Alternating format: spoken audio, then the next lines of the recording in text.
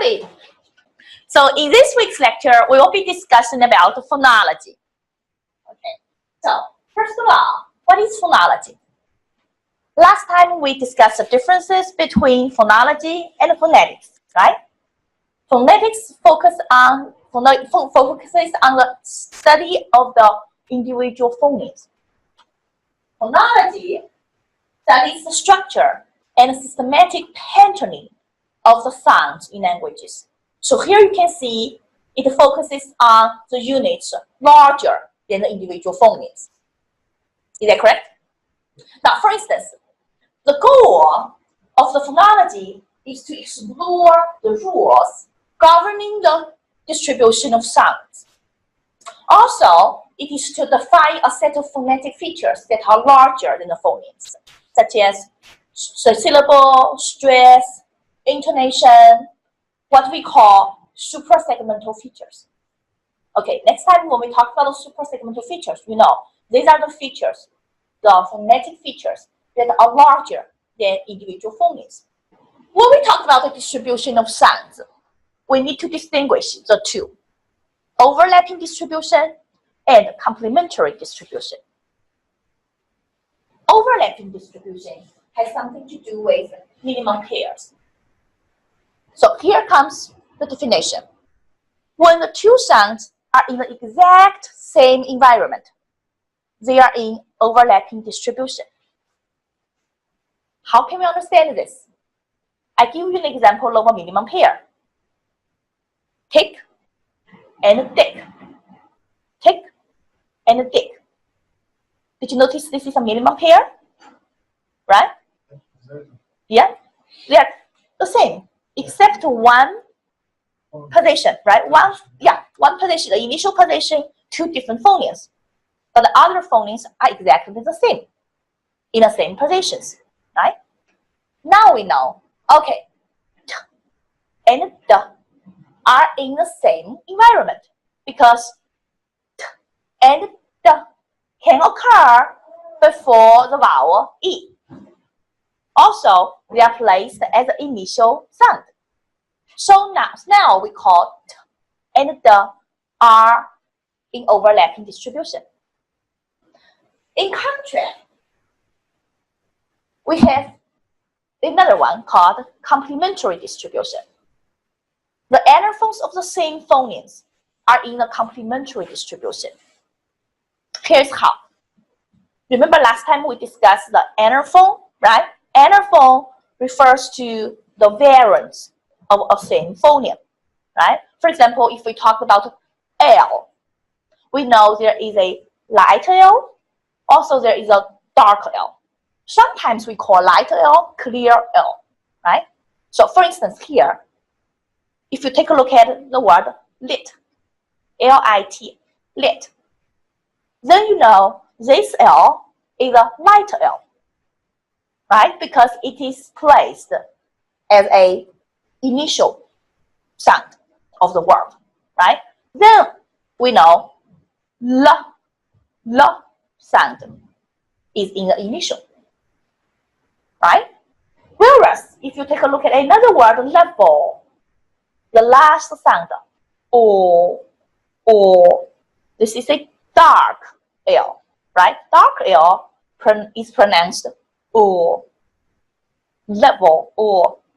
Then we know, okay, this dark L is in a different environment because the dark L can never occur as a beginning of a word. Usually it is placed as the last sound of the word. Does it make sense? Then we know here the L and O are in the overlapping distributions because they are the anaphones of the same phoneme. Can you give me another example? We talked about the variance. Light. Is the light L? Yes, la. Yes. Yeah. And bell. Bell, very good. Light and a bell. Light, la, and the bell, the last sound, u. So, la and o are variants of the same phoneme. Then we know this light, la, with vowel, or are in complementary distribution. Right? What about vowel? Yes, That would be the vowel, exactly. That is a dark L, right? Dark L. Then compared with, for example, lamb.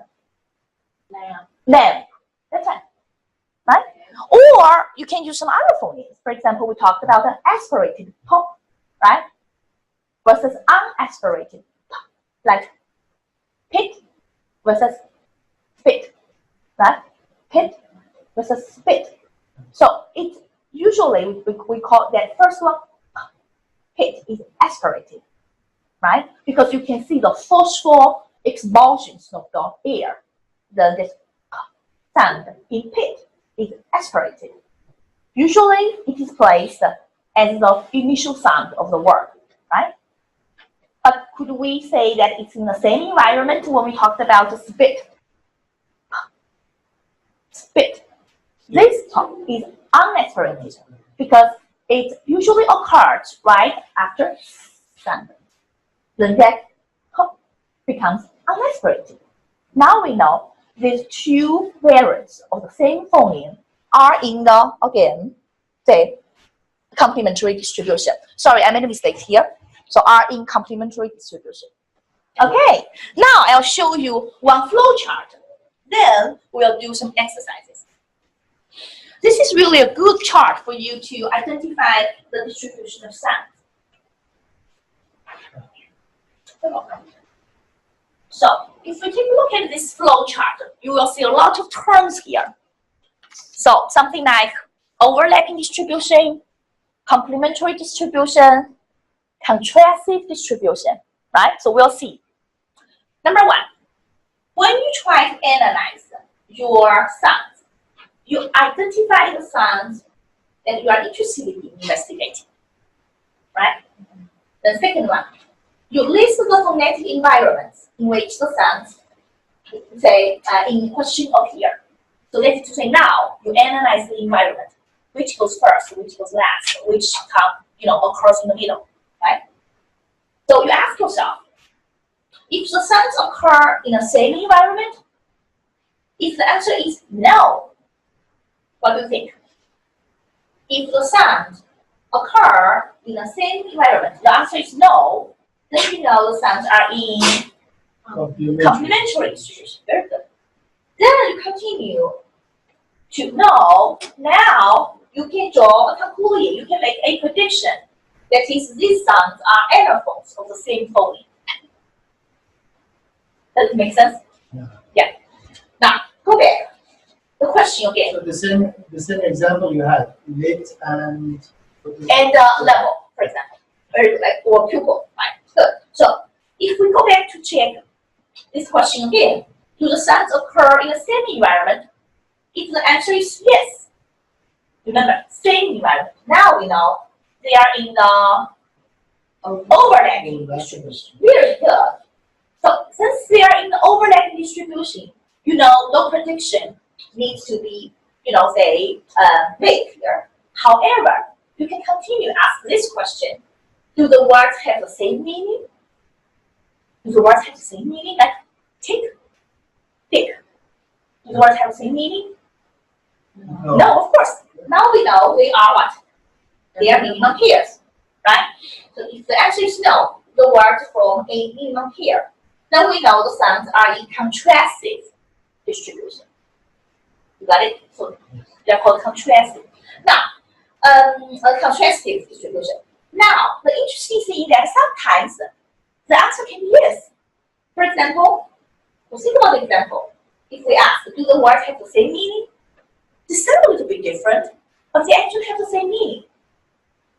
We call them in free variation. Anyone? Any thought? Give an example for this free variation. Yeah. Can you think of any example? They actually mean the same, but the sounds are a little bit different. It has something to do with what? Maybe it has something to do with the dialect.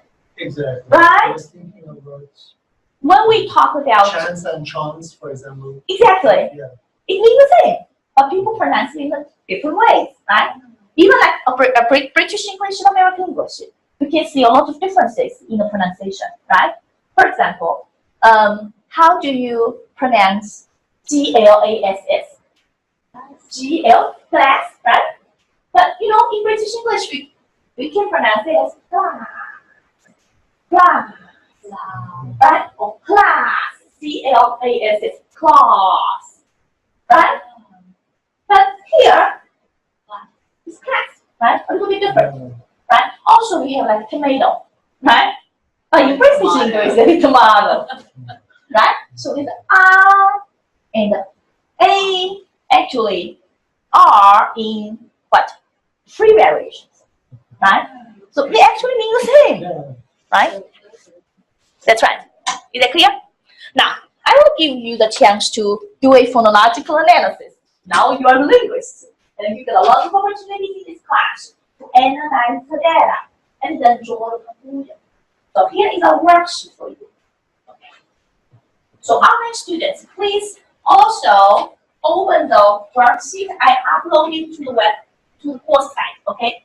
Because students individually first, and later we can discuss together. Before we get started, let me explain the directions for you. So here, it gives you the chance to determine the distribution of sounds, whether the two sounds are overlapping or complementary, right? So think about the definition. Okay, think about the minimum pairs. If they are minimum pairs, they are in a overlapping or complementary distribution. Overlapping because they occur in the same environment. Very good, right? So think about another thing. If they do not occur in the same situation, right? In the same environment, right? Or if they are the anaphones of the same phoneme. Now you know they are in complementary distribution, right? Now the direction actually goes like this. So remember that because this is not English data, the relationships in the distribution of the sounds could be different from those in English. Your responsibility, so your response should be based on the data. So once again, let us focus on the data, right? And then analyze the data. So for each word, you have been given a surface level transcription and an English translation. Let us take a look at the example first. Okay, all together. Did you notice there are two sounds here? Okay, so one is unmarked and the other is marked, right? You can see the mark so on the top. So the sound. So think about this. Where can you find these sounds? You go back to check all these words, right? Did you see a new word? For example, I see here. Also, this is a place. Did you see it? So if there is a mark on the top of the sound, then you see the vowels right after it are o, and oo, right? So would the butterfly be one too? Which one? The butterfly one, it's an S with a mark on it. Yeah. And it has the A It has, after it. that's why you have you have and oo after it, right? Now, in contrast, we also have another one that is just S, right? So for instance, like, which one? Here. Here. And also the A sound is there. And also E sound is here. Is that right? A and E. Now, you see the difference, right? So first of all, we need to decide, are they elementary distribution or overlapping distribution? For P and B, sorry. The two sounds. The S and another one. Yeah. Complementary, very good. Right? Because they occur in a different environments, right? Now we need to know in which situation we use the former one, in which situation we use the latter one, right? Think about the environments. Did you notice that the answer goes like the frontness of the following vowels? We talked about the front vowels, right? Yeah. Look at that. Which vowels are front vowels? So we talked about A and E, right? These are front vowels, right? So you know, if the front vowels go right after the sound, then we know this sound is that one without any mark, right? But if we have the sounds, the vowels that are not front, for example, like back vowels, oo, or o, or ah, then you know it goes with the second one. Good.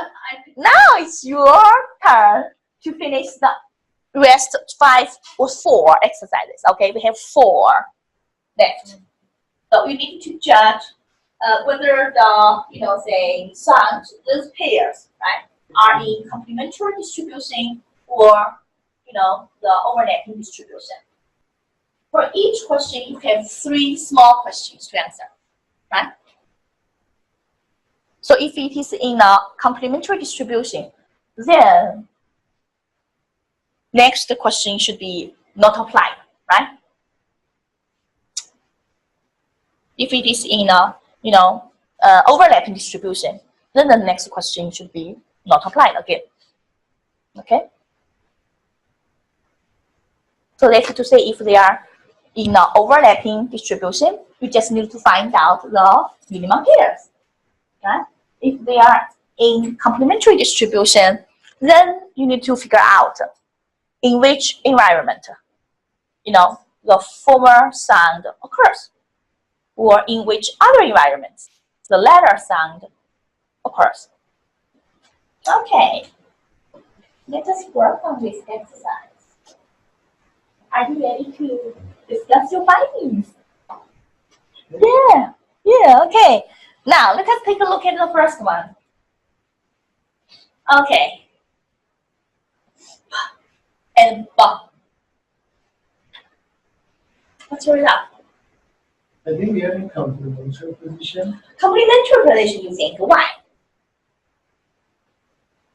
Complementary position, so distribution refers to those that cannot occur in the same environment, right?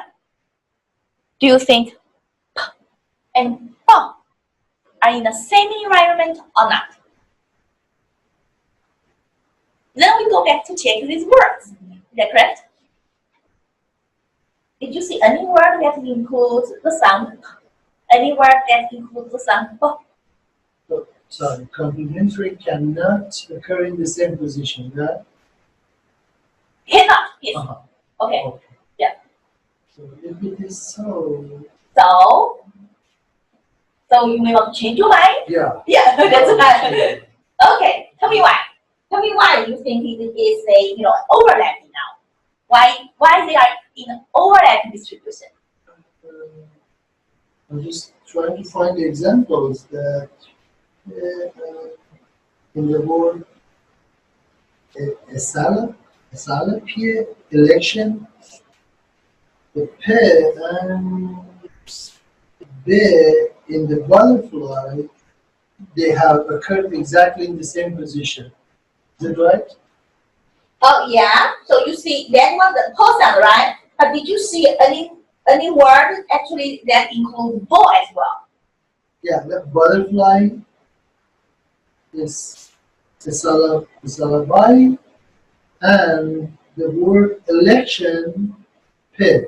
Yes, pay in election and pay in butterfly. I mean the foreign Good translation. word. So let me to say, you feel like they are in exactly the same environment. I think Exactly, so, because you see, even say those other sounds are exactly the same. Yeah, right? You only see the p is changed into b sound, right? So That's reason. Yeah. Good job. That's right. So because a minimum pair. Then you know they are in a complementary distribution, right? Very good. Did you say other minimum pairs? Wait a minute, that's complementary? Overlapping, sorry. Overlap, okay. Oh, sorry. Overlapping. So it is an overlapping distribution. So do you think that apart from the minimum pair Rita gave us, there are some other minimum pairs that can show these two sounds are in overlapping distribution? I had chosen to hang. Okay, and At the end, it's be with the handicap. and handicap. Very good. See, if you take a look at those two words, these two sounds actually are in the same environment. Is that correct? Right? One is a rubber band and the other is a rubber pen. Right? Is that right? Good. Okay, well done. So number one, A, it is in overlapping distribution because we found the minimum pairs. We have found at least two here, right? Now, of course, then we talk about, in terms of the C, you know, we just need to write down, you know, an A, not apply. Right? Okay, wonderful. How about your second answer? In terms of U and E, I said overlapping why? because I found a minimal pair to confuse and to vote.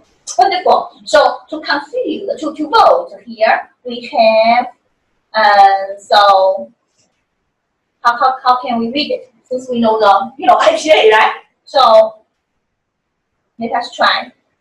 So we have like kaseku, right? Is that right? Okay, we have kaseku.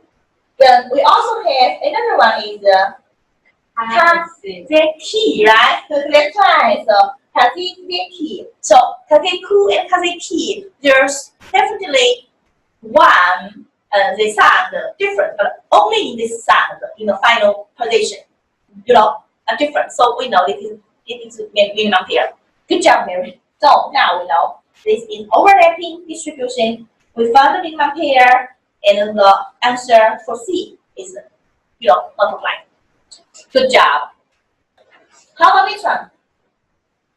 Le and le. Wu and wu. That's right. Le. So I think they are in complementary position. Yes. I couldn't find any minimum pairs. Yes, you couldn't find any minimum pair. Very good. Yes. Then that is to say your answer for B should be multiplied. Right? Okay, then how about C? Now we talked about those environments, right? Different environments. It seems le happens in initial position Wonderful. and So- then, but le can happen in different positions. In initial position, but I also found it in to hang le, not in the initial position. That's right. So that is to say you only found the former one or sound Yeah. in the initial, right? But if we talk about the middle sound or the, you know, say the final sound, final position, then we know they usually use all sound. Yeah. Is that correct? Yeah. Very good. So the different positions. That is to say, for example, if you go to Robin again, this one to hand, right? Then you know this rock sound occurs as an initial sound, right? But this look or sound comes, you know, maybe in the middle, you can see, right? In the middle position. Or even in a final position. Did you see there is a final one Yeah, here? ballot, the ballot is Sagon. That's right. That's right. Very good. We have or as the, you know, final position, right? Wonderful. Okay, next one. How about or versus or? Complementary. Good. Complementary again. All comes at the end position. You mean the ending position, right? Yes, the end position. Okay. The And final position. Okay. So how final about, position. I need to know how to explain it correctly. oh, you're So final doing, position. you're doing great. Yeah. Then how about next one? How about the other one? Uh, Awesome. the ah is in the middle position. Wonderful. I agree. So that's ah and Or, yeah. So if you go like this, the for here, so oo. I mean, in IPA, we call this one or, right? But if we have like this one, then your mouth is a little bit bigger. We have or, right? Or versus or. like for the one that says lawsuit, it would be jalu, jalo. Yeah. Draw law. Yeah. Draw law. That's right. Draw law. Okay. Wonderful. We try to use IPA to, say transcribe these, say foreign languages, right? Okay. So this is the first time, right? We analyze the, say the phonological rules. This is specific. Try to apply what we learned into a certain, say hands-on, experience. It's not so easy, but once you, say analyze data, for multiple times, you feel like, oh, sounds like we're scientists, right? We try to draw conclusions, and we maybe had a hypothesis in the first, and we try to analyze all this data and draw a conclusion, showing whether our hypothesis is correct or not. Good. Now let us move on. After we discuss the distribution of sounds, I would like you to pay attention to the phonological rule. Phonological rules actually so addressing a lot of rules that has something to do with phonology. So here I want to highlight assimilation.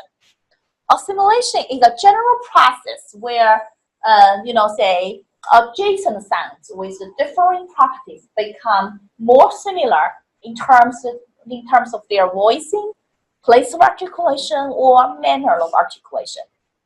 So that is to say, if there is a assimilation, then the sounds or the adjacent sounds become even more similar. Make sense? Exactly. Okay.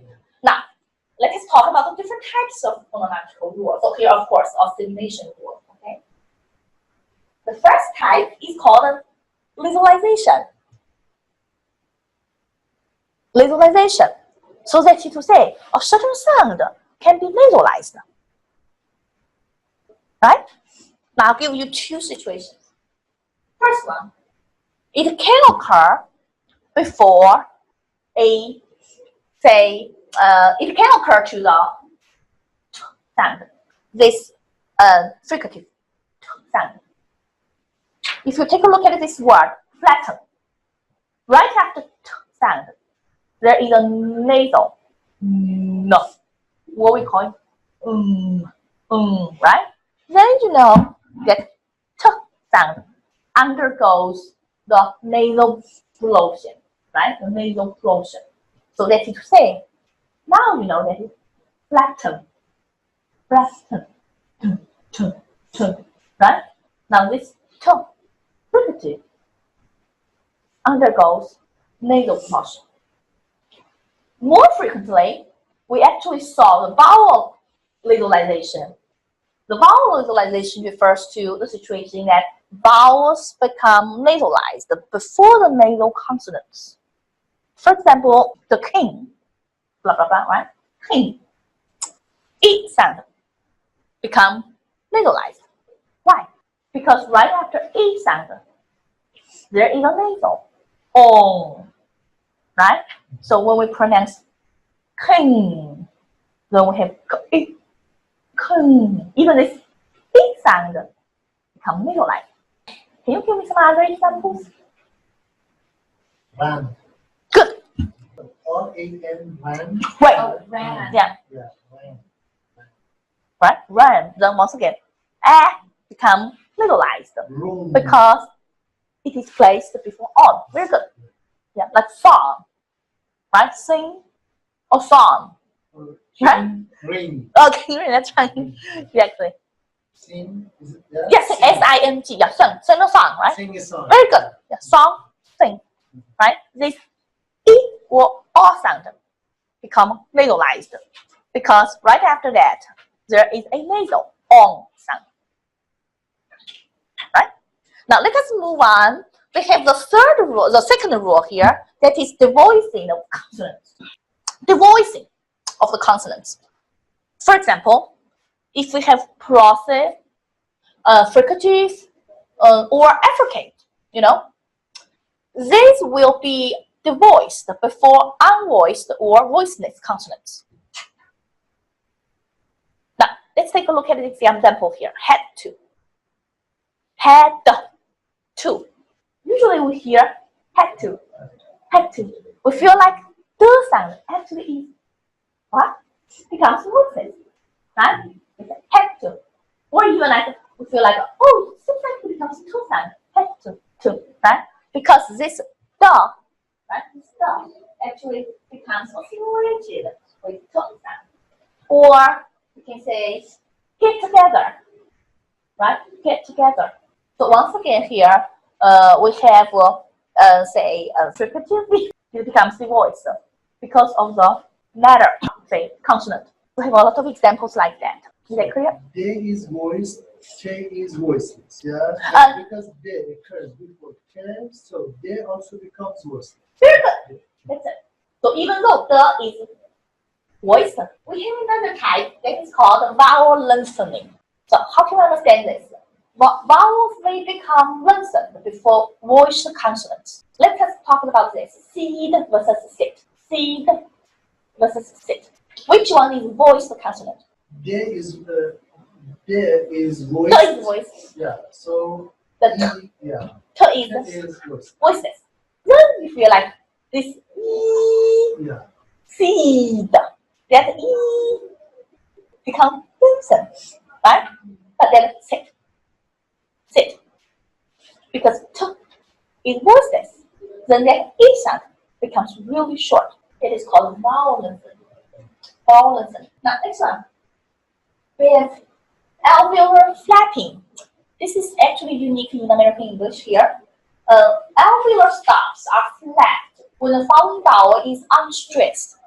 So how do you understand this? So you pronounce these two words first. Ladder, water. That's right. Ladder and water, right? You didn't hear water in American English. Why? Because this is unstressed vowel, right? R sound. R sound is unstressed. This is actually unstressed. Then this sound becomes flat, right? So t alveolar stop becomes flat. Then it becomes flatter. Now, I would like you to think about the experience you have in terms of the plural form. Okay, plural rule. Remember, you tried to add s to a certain noun in order to make it plural, right? And the sounds are different. Sometimes we actually pronounce s. Sometimes we pronounce z. And in some other situations, we pronounce it is or is. Right? Can we say some examples? Maybe. How about Books. yeah, track, right? Well, by the way, this also applies to the say verb as well, right? If we have the third person singular, still this applies to. But we talk about the plural here as well. To say that. So in terms of the noun, plural forms, right? So for example, like trucks. Right? Then how about z? Sometimes we Chairs. For chairs this time. How about some other words that are different? We have like is. Buses. Buses, very good. Buses. Horses, very good. But it's Horses.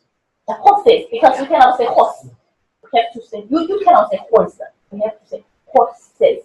Right? Now try to think of the rules. You think about a lot of data, right? Here, think about a lot of examples, and try to draw conclusions. When I say walks, or for example, trucks, Okay?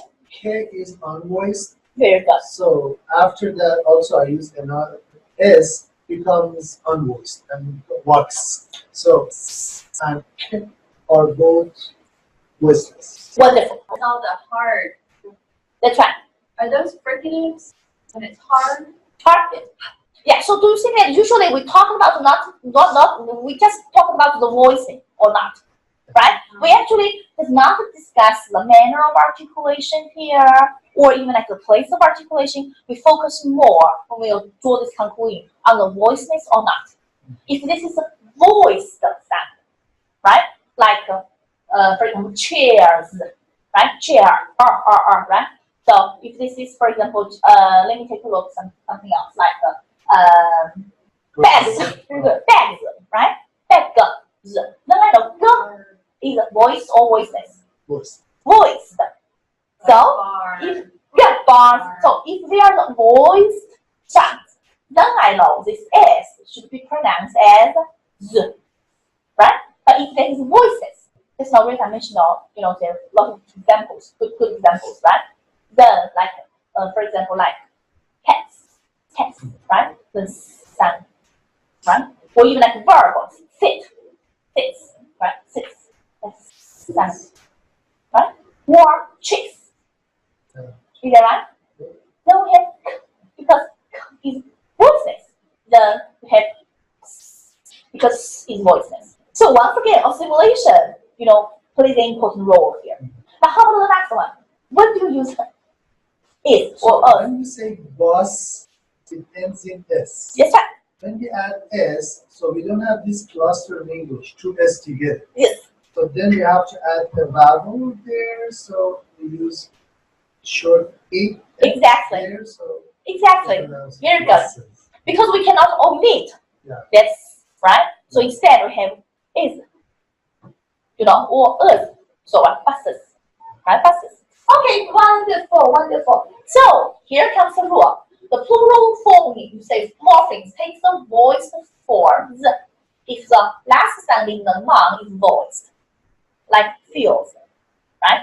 Okay. Naturally, so this is also a part of assimilation, yeah? Yes, because of assimilation, right? Because of course we know sound is voiced. Then we know now we need a voice sound, feels. Next one, the plural morphemes takes the voiceless form if the last sound in the noun is voiceless, right? So once again, this also applies to the verb, right? Yes. So not only just the plural form of noun, also applies to the say singular, third person singular. Okay, walks because k is voiceless, so we have voiceless.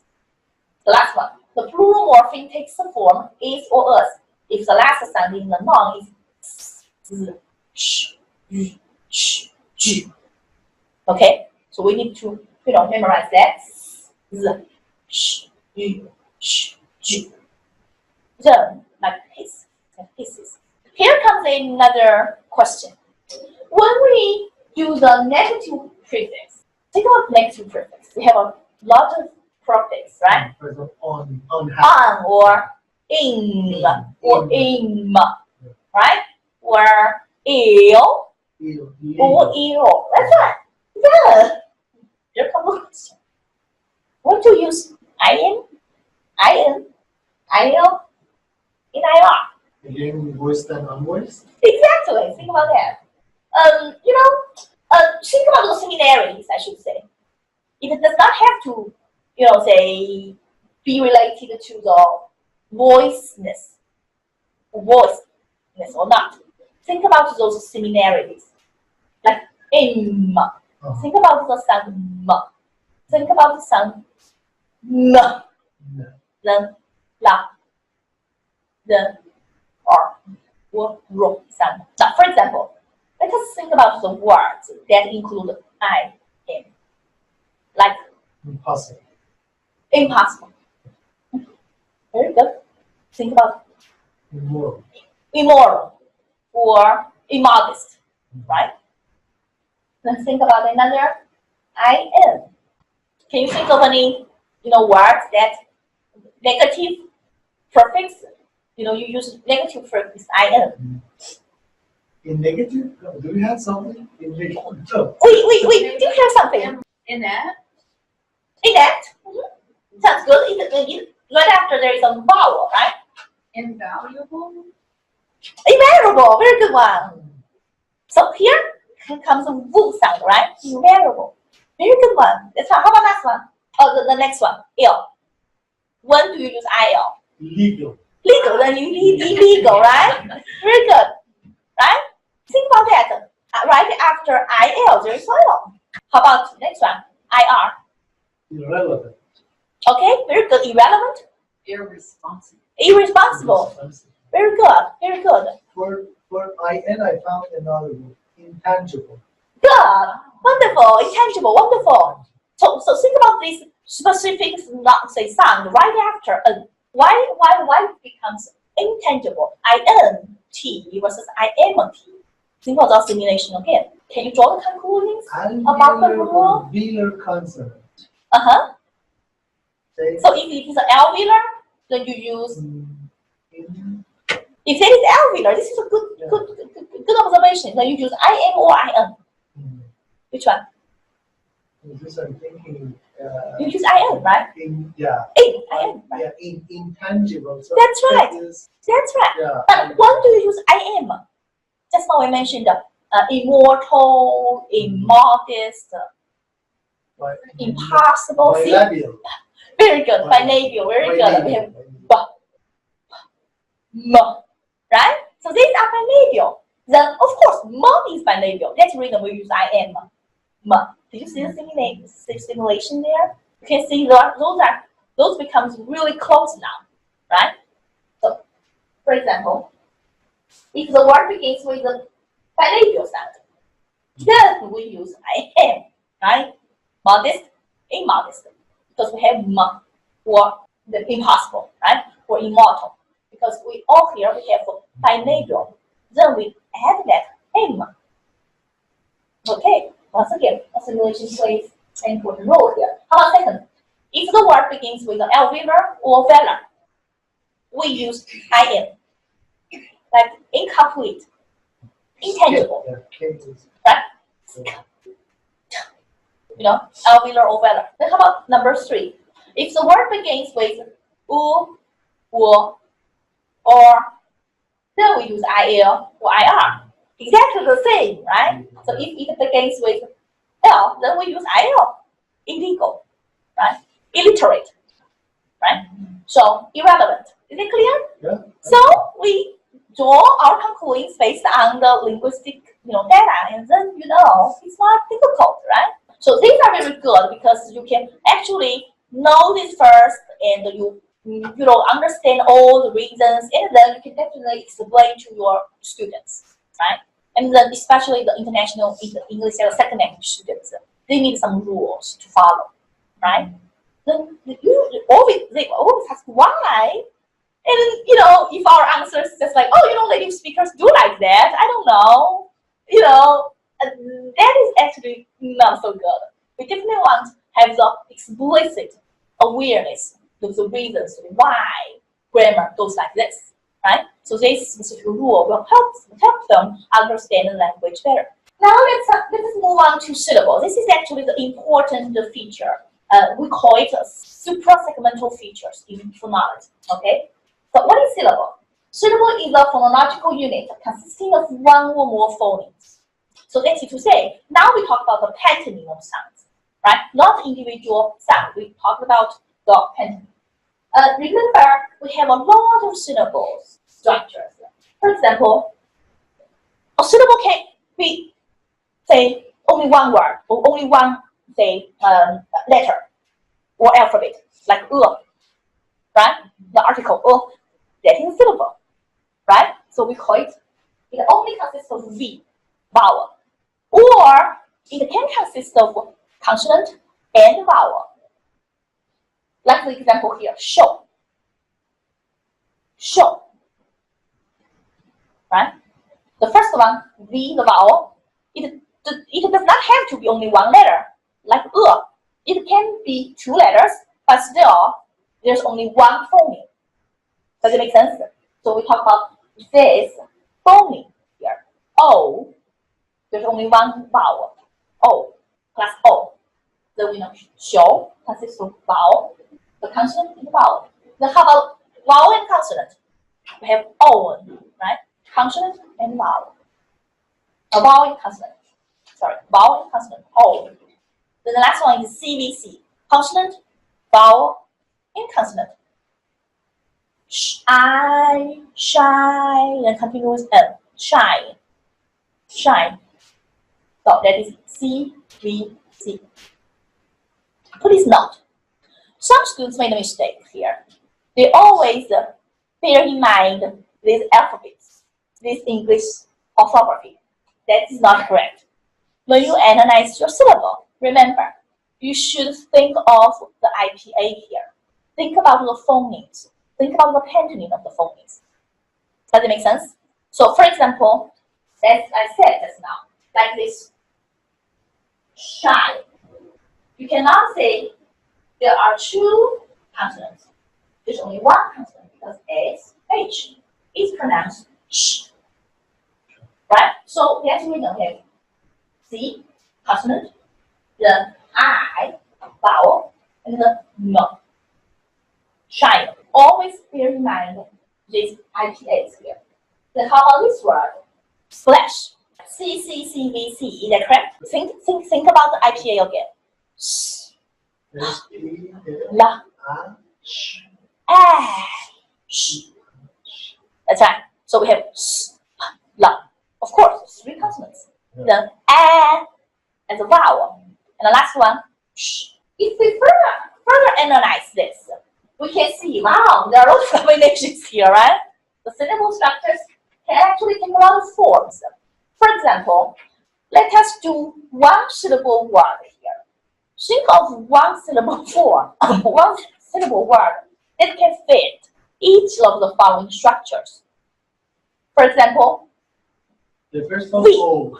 Like, oh, yes, I give you example already. Yes. Then you write on this orthography, OH. Then you write on the IPA, O, the phoneme there, your fixed stop. Is that clear? Okay, then we continue.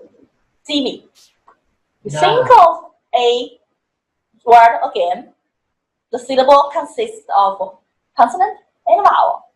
Then write down IPA. So you are done with CV. Okay, then continue until you got CVCCC. Okay, I will give you a few minutes to work on it. Can we please class answers together? Yeah, sure. Good. So the online students, I believe you have done all these exercises here together with us, okay? Anyway, maybe this is just some examples. You definitely could have a lot of examples yourself, right? But here let us discuss, our examples here. No problem, right? We have, for example, the vowel, only vowel. Right? Yeah. O, A. A. How about CV? Consonant vowel. No.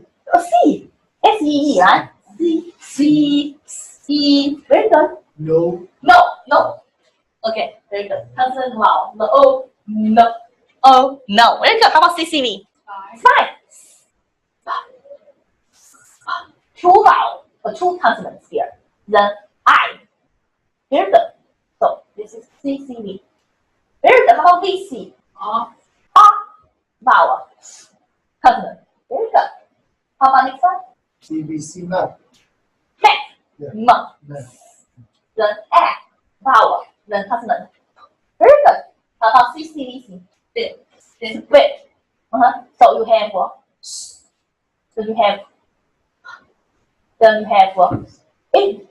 Then very good. CCVC. Fit. Scott. Scott. Yeah. Very good. Good. How about VCC? And So how about should we continue with VCC or CVC? We are done, right? CVC. Yes. Okay. For example, books. books. Very good. For books. Very good. It's always wise for you to add IS, right? Right after that, so it becomes CC, whatever. Okay. How about CCVCC? Crates. Crates. Very good. Way. Right? Okay. Good. How about next one? I added S to the stars. Stores. That's right. So I said it's always wise, right? You add S and you add another consonant.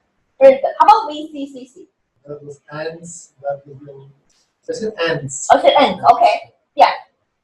Good. How about maybe axis? Oh, X, right? yeah. Right? Okay, see here. X.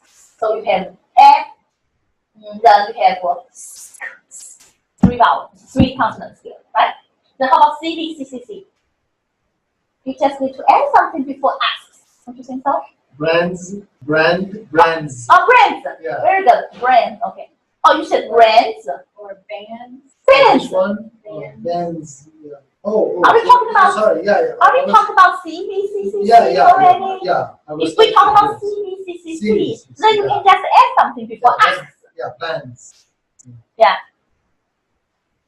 We can say masks, Masks. right? So you have M, consonant, A, vowel, then, X. Is that right? Okay, how about C, C, V, C, C, C? Drinks. Strength. Good job. So we have right? Then two consonants here, right? Then N, A, strength. The N, strength. So that is N. What about glands? That's Like one. your glands? Yeah. Good job. Good Glands. job. Glands. Yeah, good job. Then how about next one? C, C, C, V. Straw. Okay. Straw. Straw. Yeah.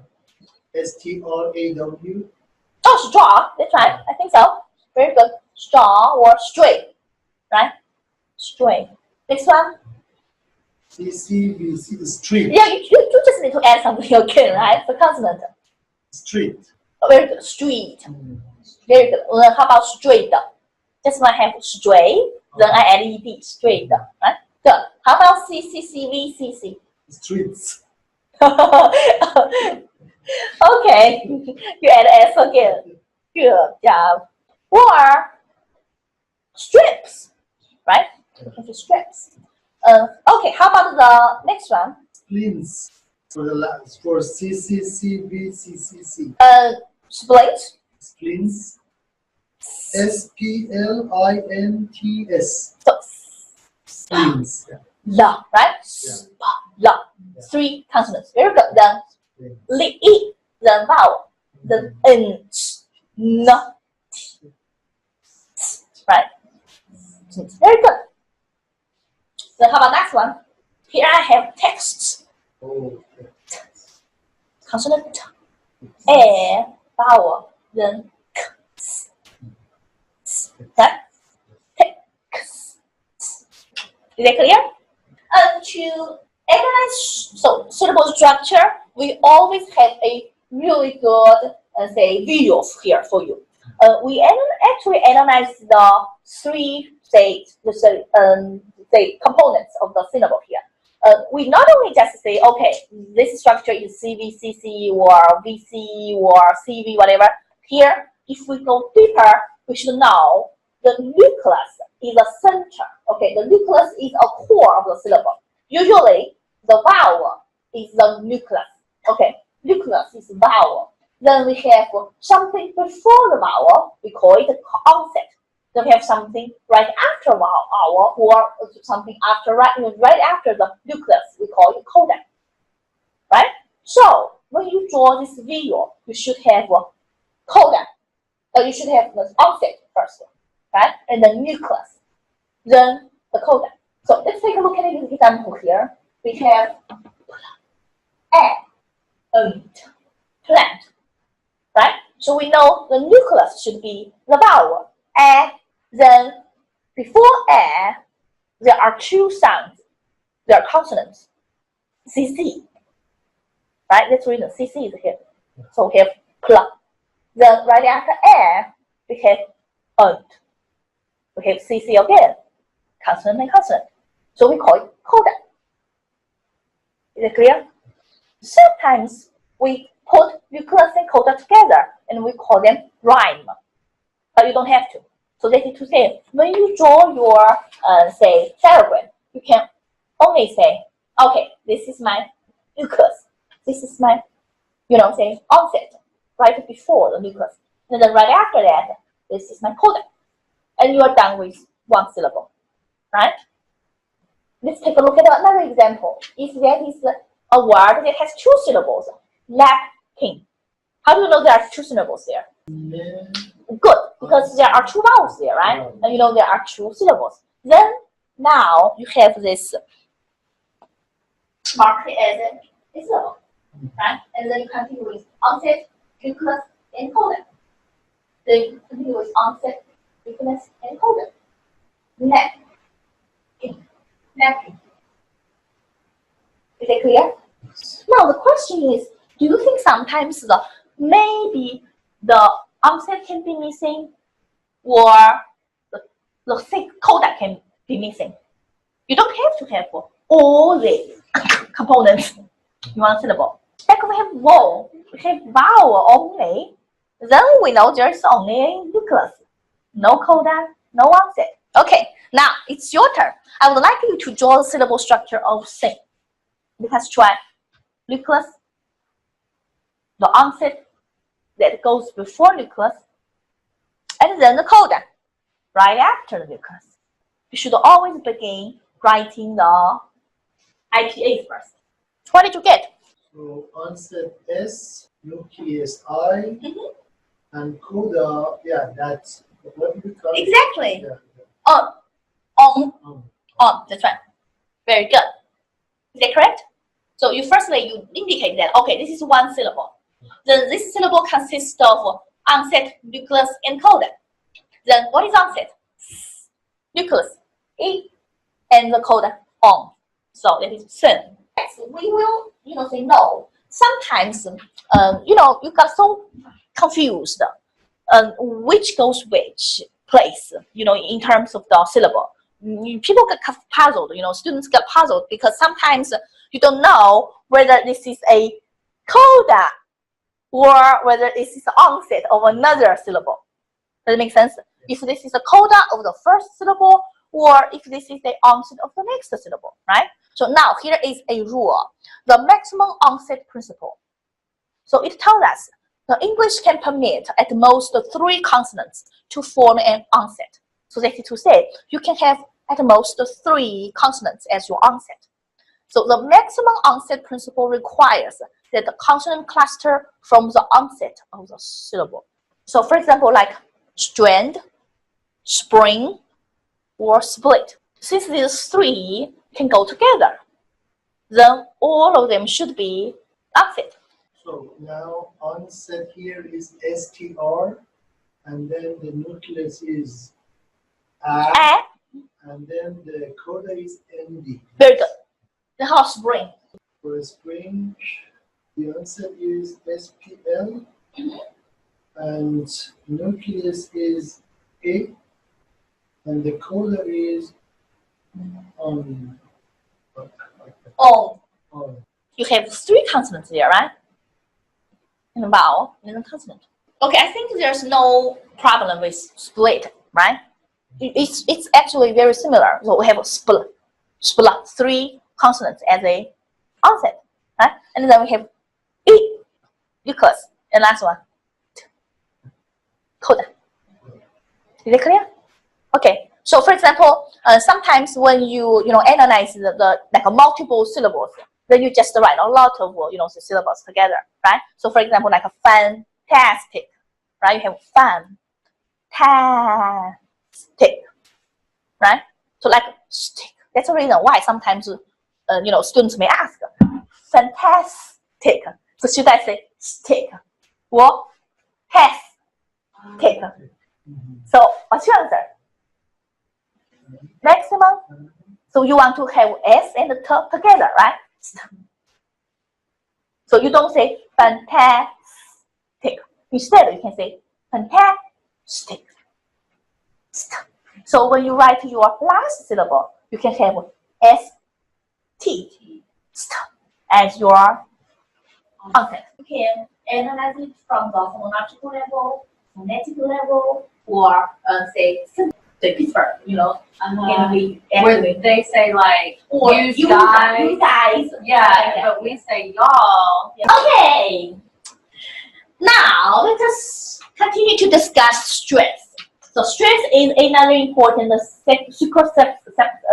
super segmental features of formality. Okay, so here we discuss first the word stress and then the sentence stress. Okay, the word stress here, I just want to remind you that English is a language with variable stress rather than fixed stress. So for instance, we have some words which actually has the first syllable stress, or have the second syllable stress, or last, or last but two, but one, say stressed. So here are some examples, like happy. So we have the first syllable stress. Then we have banana, then the second syllable stress. Then you can see the variations again, the second one, and encyclopedia. Did you notice that we have two stresses here? So this one is called primary, and this is called secondary, right? So encyclopedia, right? So side is also stress, but not as heavy as P, right? So that's the reason we have P as a primary stress and side as a secondary stress. Also, you can see a lot of words. The noun and the verb forms are exactly the same. However, their stress are different. The stresses are different because for nouns, the stress always is on the first syllable. But for the verb, the stress is on the second syllable. For example, we have contract versus contract, which is a noun. The noun, the stress is on the first syllable. So we have contract as a noun. Now how about contract? It's a verb. It's a verb. The stress is Sign a contract, right? Now how about record? Record is a noun, and record the verb, like digest, right? Digest, noun. Digest, second syllable is stress, noun. Digest, so it is a verb. There are a lot of examples, say to show that English is a language with a variable stress. Now let us continue to discuss sentence stress here. Think of sentence stress. Do you think that usually a certain kind of words may receive the stress while others do not? Let us think about content words versus function words. Do you think we usually put stress on the content words or the function words? Content words. Very good. Why? Because they carry the meaning. Yeah. Especially new information, right? Yeah. They carry the new information, right? If we talk about a ad, like population article, right? And these are function words. The purpose is not clear because we really want to know the new information, right? So that's the reason we have verbs, nouns, adjectives, and adverbs to get this stress, right? So once again, usually when we read a sentence, we tend to put our stress on the content words rather than the function words, right? So once again, for some of you who are not so familiar with content words, so some words use this part of speech like noun, verbs, adverbs, adjectives, those are the content words. So you can get a lot of new information, okay? And function words are something like preposition, articles, determiners, conjunctions, That's right. So here we go. Primary stress is usually on a content word, not a function word. The reason is to highlight the new information. However, a new word can be heavily stressed for purposes of emphasis and special meaning. So this is to say, if we read a sentence, we can actually have stress assigned to different words. Let us watch this YouTube video. So in this video, we're going to be looking at English pronunciation, or rather intonation, when we're talking about sentence stress. English is a very melodic language, and we can go up and down with our voice and pause before or after a word, speed up or slow down to give the sentence or words in a sentence more meaning than other words. I can say the same sentence 4 or 5 or 6 different ways with different meanings and different flavor just by exaggerating, stressing, or highlighting a different word every time. Let's take a look at one sentence and then see how we can change our sentence stress to give the sentence a different meaning. So, the first sentence is, Jack will cycle to the restaurant tonight.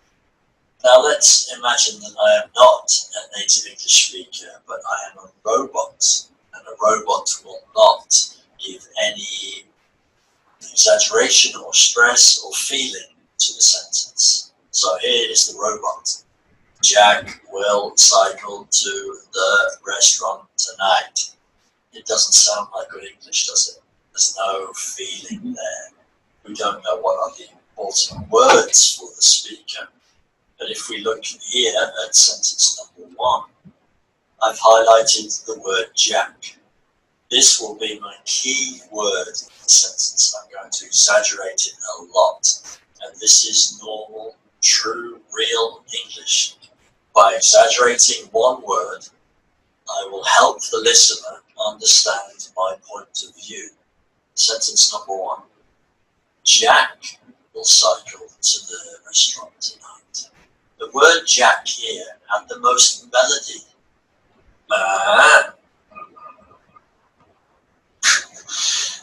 It sounds funny like that, but you can still hear where the stress is in the sentence. Jack will cycle to the restaurant tonight. This could mean Jack, not John or David. Jack will cycle to the restaurant tonight. You can hear that the word Jack has more melody, plus it also has a pause after the word, meaning, did you hear that important piece of information I just said? Jack, pause, will cycle to the restaurant tonight. And the rest of the sentence, will cycle to the restaurant tonight, is all spoken very quickly, but Jack was very slow and meaningful. Jack will cycle to the restaurant tonight. Let's look at sentence number 2. I have shifted or moved the emphasis onto will. Jack will cycle to the restaurant tonight. This is emphasizing it's definite. He will do it. Not he may or he might or possibly. It's definite. That's my key word. That's the meaning of the sentence. Jack will cycle to the restaurant tonight. Let's go back to sentence number 1. Jack will cycle to the restaurant tonight. Sentence 2. Jack will cycle to the restaurant tonight. It's clear the difference in the meaning, isn't it? Sentence number 3. Shift the emphasis to cycle, not drive or walk, cycle. Jack will cycle to the restaurant tonight. It's clear where the emphasis of this sentence lies. Sentence number 4, I've shifted the emphasis onto the word to. This could mean not from or not back from the restaurant, but to. Sentence number 4, Jack will cycle to the restaurant tonight. Jack will cycle to the restaurant tonight, not back. It's absolutely obvious which word I am stressing in this sentence.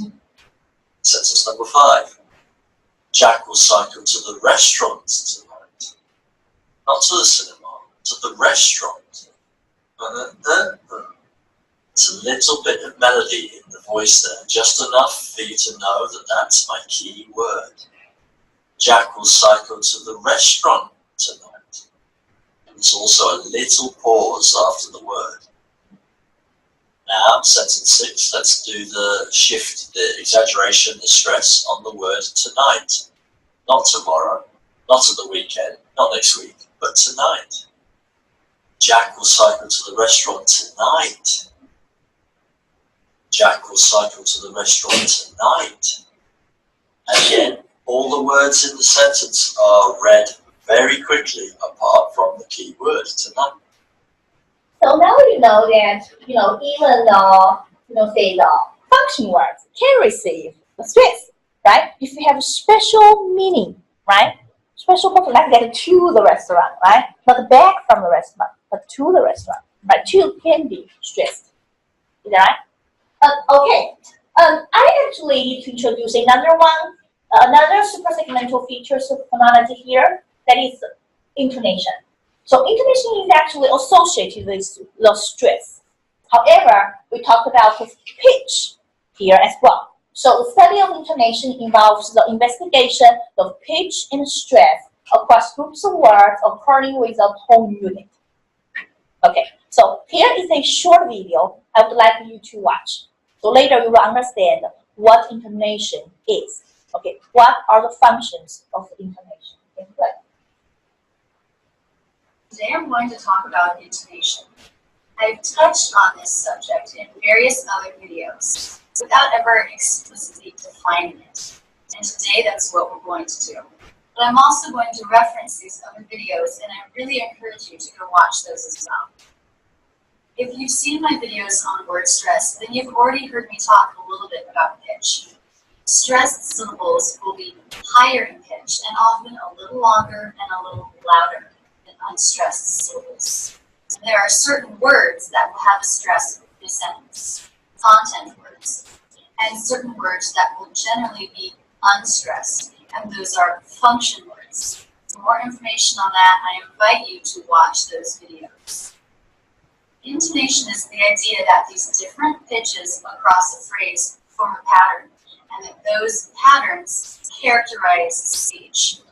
In American English, statements tend to start higher in pitch and end lower in pitch.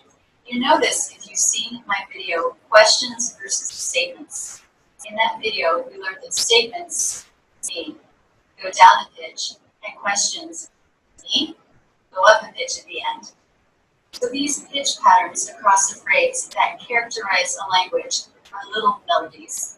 The melodies of American English will be very different than, for example, the melodies of Chinese.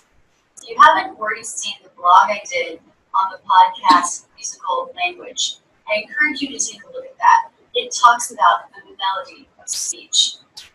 Understanding and using correct intonation is a very important part to sounding natural.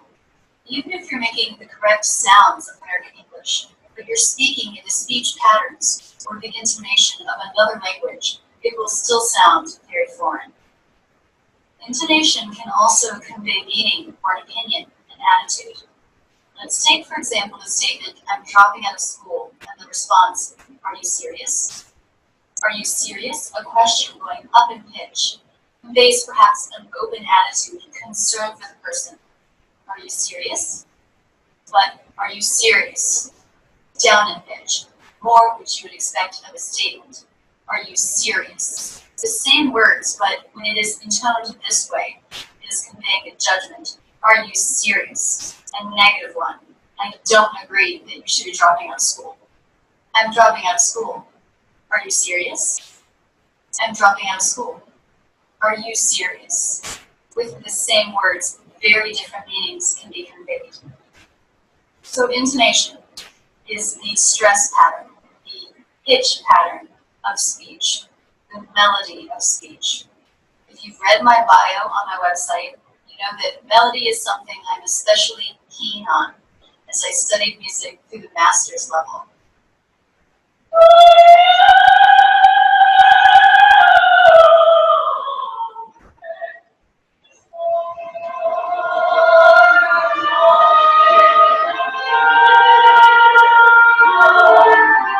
Yes, that was yours truly, thinking a lot about melody. Now you know that in American English, statements will tend to go down in pitch. Let's look at some examples. Here we see two short sentences. "Today it's sunny." I wish I'd been there. And you can see for both of them that the pitch goes down throughout the sentence. We have two longer sentences, and though there is some up and down throughout the sentences, for both sentences the lowest point is at the end. I'm going to France next month to visit a friend who's studying there. It's finally starting to feel like spring in New York. The software used to look at the pitch of those sentences is called Pratt, and there's a link in the footer on my website. So it's at the very bottom of every page. I hope you're getting a feel for how important intonation is to sounding natural and native in American English. I hope you'll listen for this as you listen to native speakers, and that if you haven't already done so, that you'll go to my website and do some of those imitation exercises, which loop patterns of speech, so you hear them several times to get the melody in your ear before you're asked to repeat. Okay, so what can you get from this video? The intonation is very important. The intonation is important, yes. In which way? It can change the meaning. Good. Different intonation may mean something different, right? Do you remember the examples she gave us? Are you Like serious? If you in the same words and it's higher in pitch, it's more like a question out of concern. Good. Like the example she gave with someone saying, "I'm dropping out of school," and then someone can respond, "Are you serious?" Like, "Oh, you're concerned." But if you say the statement, "Are you serious?" You know, it's a statement and it means it's more of a judgment. There's no Exactly. It's a different meaning. Low pitch, than right? Serious. Serious. Are you serious? Right? So feel like you shouldn't do that, right? Yeah, it's kind of a Sometimes I tell judgment. my kids, like, "Are you kidding me?" I'm like, "Are you kidding me?" You're kidding me. Oh, Yeah. good. Good And I'm not really example. asking a That's question. right. I'm That's right. making more of a statement. Exactly. Yeah. Show your emotion, right? Right. And show your judgment. Yeah. You feel like, oh, this is not good, right? Or something. Okay. Good. Very good. So now I'll give you an example. I actually like this one. It gives you 7 ways to say hello. How many ways? Think about, the ways you use to say hello. Here, you can say 7 ways to say hello. Again, 7 ways, mean 7 different meanings, right? We have 7 different meanings. Let us see. Mostly emotions will be conveyed as well, right? So meanings and emotions can convey, from, say different intonations. Maybe to show surprise, maybe to show just greetings, or you show even like a shock or something. Now let's see. Number 1, please. Hello. Hello. You haven't seen someone for long, right? And you say hello. I've seen in the movies when they enter someone, they say hello. Hello. Okay, yeah, that's another one for greetings, right? Especially, especially when you meet your acquaintance, right? Okay, very good one. Let us take a look at this one. Hello. Hello. A little bit different now, right? You're not sure what he wants, then you encounter, say somebody, maybe there's a noise, and you feel a little bit scared, right? Okay. Hello. Okay, hello. How about next one? Hello. Oh, nice to meet you, right? Hello. Okay. Do you do like that? Usually talking to a kid. Oh, really? Good. How about this one? Hello. Okay. Now take a look great. You say something to me. Okay, you expect, the hearer to answer something or speak out, right? Okay. Sure. Next one. Hello. Oh, right. Once you capture your attention. So, hello. Hello. Really please. Hello. So, this is every day. You see them all the time. Hello. How about this one?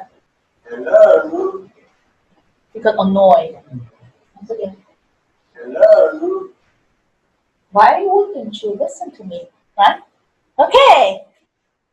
Do you think some of the, say intonations sound very, say familiar to you? Okay, good. There's this 90s show, Animaniacs, Uh-huh. and whenever they see the attractive nurse, it's Uh-huh. hello. Hello. That's what I think of it. Exactly. Good. Okay, so this once again shows you, if we change our intonation and we mean something different, right? So we try to give the hint to our say hearers as well, our say listeners, especially when you want to stress a certain special meaning, and you change your tone and your pitch, your stress a little bit, your intonation, and of course, and the say listeners, the hearers will understand that you have something special here. You try to convey a special meaning. Okay, wonderful. The next one, actually, this is a say online students task this week. They needed to discuss, say this specific video about use emoticon. Say, then enjoy the content, but meanwhile be aware of these phonological assimilation rules, right? So it's not so easy, but you listen to it several times and you understand which specific phonological rule. We talk about the assimilation rules, a lot, and what are the assimilation rules can apply to this video. Okay, so maybe later we can go back to discuss this if we have time. But before we analyze this video, I would like all students to take a look at this exciting topic. The reason why I introduce this is that if you are interested in language creation, now it's the right time, because we have covered all the English phonemes, we have covered all these, say phonological rules we want to follow, and we also discussed the suprasegmental features of the phonology: syllable, stress, intonation. Now you can begin if you want to create your own language. How many of you heard this constructed language before? The clipping word, the blending word, the blend is conlan, C-O-N-L-A-N. So constructed language. So we call it conlan. Next week we'll discuss morphology, and we know this is one word formation that is called blending, right? So this is a conlan, so language, constructed language. So first of all, I share with you this specific document. Actually, that is a book chapter from David Peterson's The Art of Language Invention. So he actually showed us a case study of the language Dothraki. Then he discussed how he figured out a certain phonological rule that he wants to use that can apply to this constructed language, Dothraki, right? Then I would definitely want you to take a look at that, document right now and figure out what are the differences between Dothraki and English. Maybe you can talk about the differences in the syllables, differences in stress, or the differences in English phonemes. Okay, and then I'll show you some, a short video addressing the sounds of Dothraki. And later I'll share with you, 2 resources about language creation.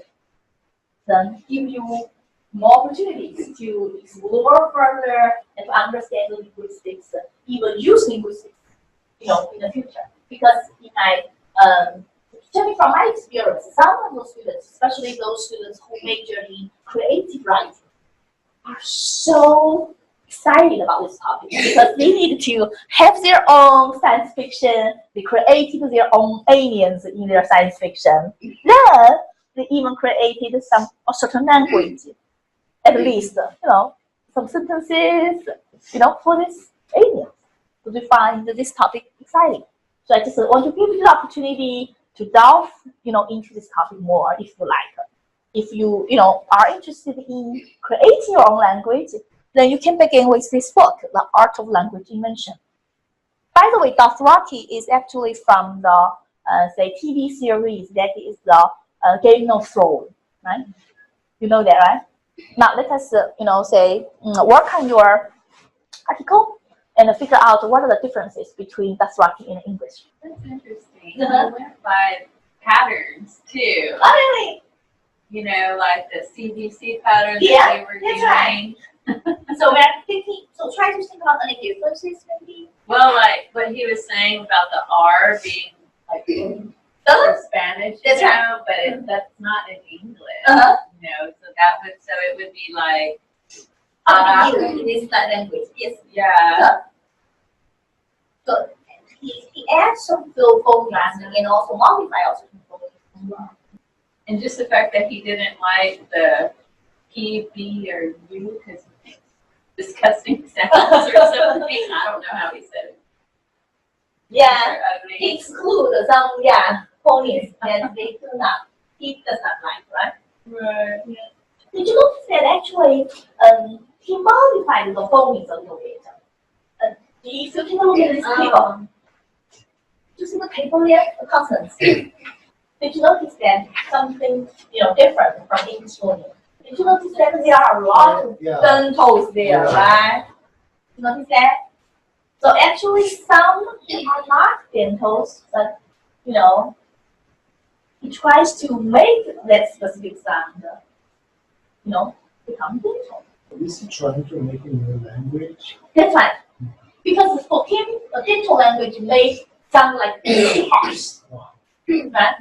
Like, right? Something like that. He makes it sound so easy. Mm-hmm. I just did this, and after I did that, well. Okay, then how about syllable? Do you think there are any differences? Yeah, for example, look at this one. They have two vowels together. The third one, you didn't see such They thing can in two English. vowels together, very good. Especially, I remember he mentioned that he tried purposefully keep these two vowels separate, right? Mhm. If there are two vowels, then each individual vowel has a certain sound. Then they pronounce. Well, for example, the first one is vowel, consonant, vowel. I think it can never happen in English. Vowel. This one it says VCV. It's still acceptable in English, right? For example, like Eva, Oh, right? Yeah. The girl's name, right? Eva, that's right. We write V, consonant V, C. That's right. And for me, the vowels actually does not have some. The syllable does not have something like those three clusters, three consonant clusters. Did you notice that? Like the last one. I think it's the Dothraki has less consonants in a syllable. yeah, it looks like it might have two. but Yeah, not if I catch you, I think so. Last three. Very good. Good observation. How about stress? How about word stress? We mentioned that in English we get, okay, well, lots of words. Is that the harsh? It should be harsh, a kind of harsh or short sound. Yeah, if there is actually the word stress is on the last stress. Yeah, it's very On most occasions, right? The last syllable, right? The last syllable. But also, he mentioned that if this word ends with a vowel, then it goes to the last, the last part two, right? Mm. How do they pronounce this language? Dothraki. Dothraki. That's right. Yes. Okay. Good discussions. Now let's listen to it. My name is David Peterson, and I'm a language creator for HBO's Game of Thrones. Here are some useful Dothraki phrases that you use every day. Aheshkejada. Winter is coming. Meaning this time. It is known. Ajasampa is a warning, a blessing from the great stallion. Asakazali adivatma ejechalis. You want me to kill the Khaleesi?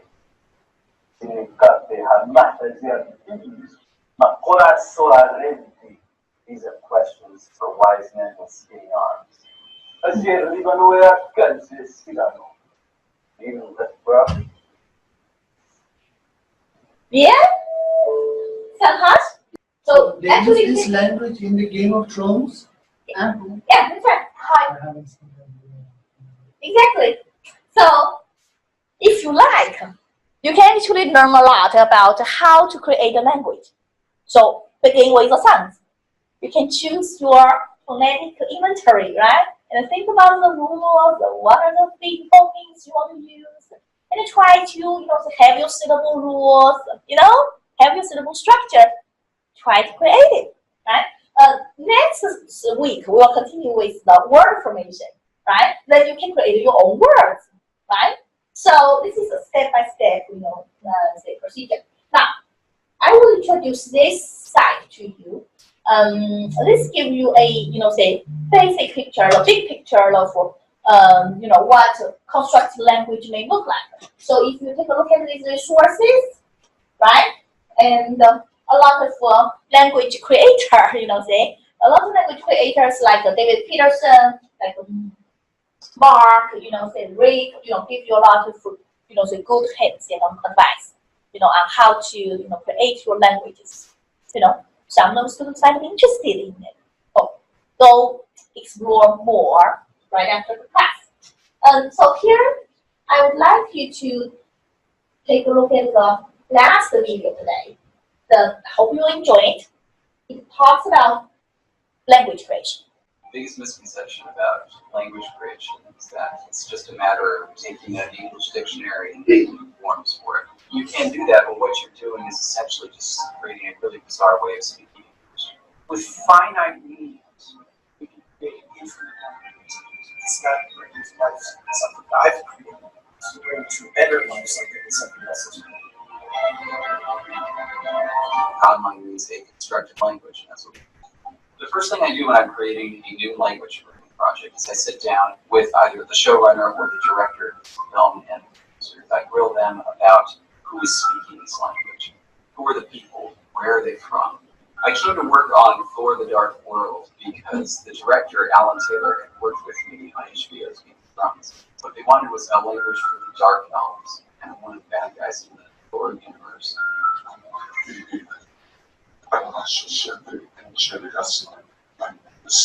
The world that James Cameron created on Outlook is so incredibly detailed. It's up to me as a language creator to understand that world to just language, and then to create a language which would be appropriate for people living there. In making up Klingon, I tried very, very hard to not make it resemble Klingon. Because Klingons at the time, all we knew about them was they're mean, horrible, awful people. So I didn't want somebody to come up to me and say, how come you made the Klingon language like my language? What's that saying about me? That's an insult. The first discussion that we had is for the sound of it.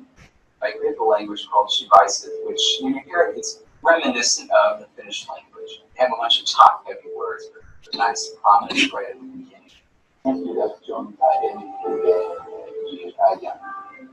In terms of the sound system, I didn't start from absolute zero. Jim Cameron had in fact come up with a 4 words. These were mainly names of characters. In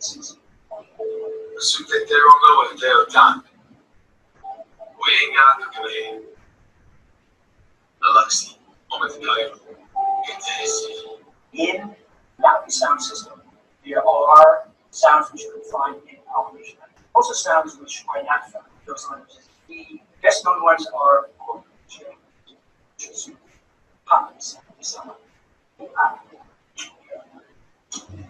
For Klingon, the script said explicitly that the language was covered. We're going to mean a lot of things.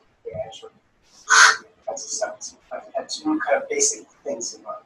One was it had to sound weird and alien and not like him. And 2, the actors had to be able to learn to say it. So the thing was once able to learn it.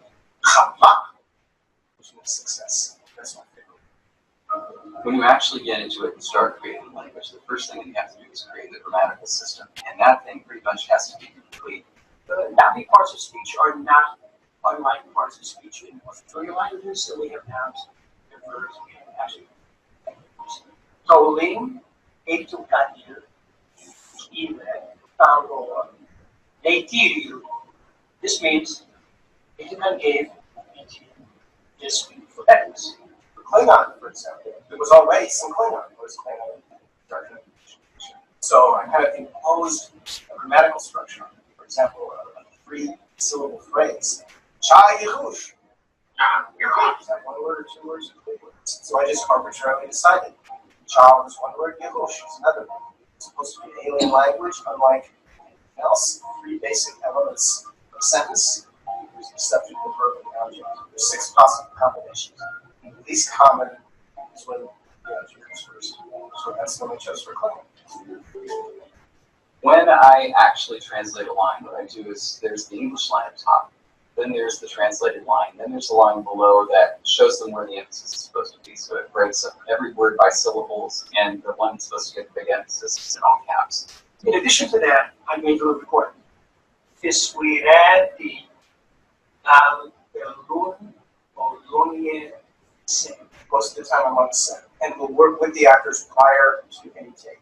Sometimes the day before, or sometimes in minutes. But especially in the early days of Klingon, since no one had heard the language before, if the actor made a mistake and said no instead of two, I said, that's fine. You're going to suffer no. Time that word comes out, you say, oh, two. So the language changes as a result of the movement. That's true. I think one of the great things about creating a language is that you get a level of fan interaction that you never would have expected. Like, for example, with the Nazi language in Avatar, there are people that speak it fluently now. I'm continually getting suggestions from you. I'm still the only one who can say, this is fantastic, this is in the language, but this collaborative process has been very satisfying. Klingon continues to grow these days. I mean, every once in a while there's a new film or TV show. The last J.J. Abrams Star Trek, Klingon had a lot of new vocabulary. Klingon speakers all over the world. Some of them are beginners, some of them are absolutely killed. I've had people all over the world who have added about vocabulary. It's part of the linguistics curricula. I never thought that anything like that would happen. When you speak a language and you learn it to fluency, that becomes a part of you. And so that I always thought was just the most fascinating thing, the most awesome thing about adding a creative language to production, because you can get that constant, deep level of interaction that you can't with anything else. Okay, I hope you enjoyed watching this YouTube video. Now you know that linguists can do a lot of things, right? You know, you guys can create a language that are used in TV shows or films and whatever. See? So I just really want to give you a window, say, of, what specific world the linguists will involve, you will be involved in the future. Okay. So I hope you enjoyed this week's lecture, and I will see you next week. Thank you.